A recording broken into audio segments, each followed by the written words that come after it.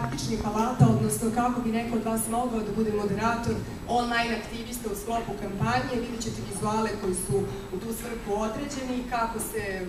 funkcioniše centralni sajt, kako vi možete da uploadujete svoju poruku, da se priključite kampanju i slično. I druga prezentacija će biti nešto što je osnov za sve ovo, statistika, zašto smo mi zapravo počeli sve to, kako mladi provode vreme na internetu, šta rade na internetu, koliko su sati tamo, šta su neke negativne pojave na internetu, što može vama biti kasnije interesantno u vašem bavljenju ovom temu.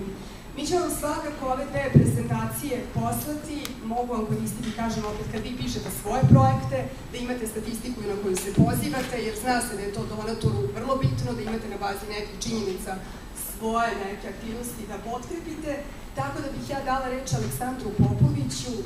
On je učinio nešto što može da učini bilo ko od vas.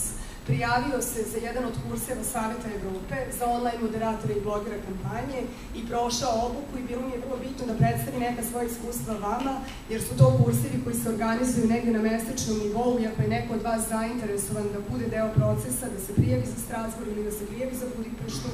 postoji mogućnost, samo pratite stranicu Saveta Evrope, to je online prijava, bit će vam potrebno pismo podrške, ja opet kažem za sve vas sam uvek na raspolaganju i rado ću vam ga potpisati,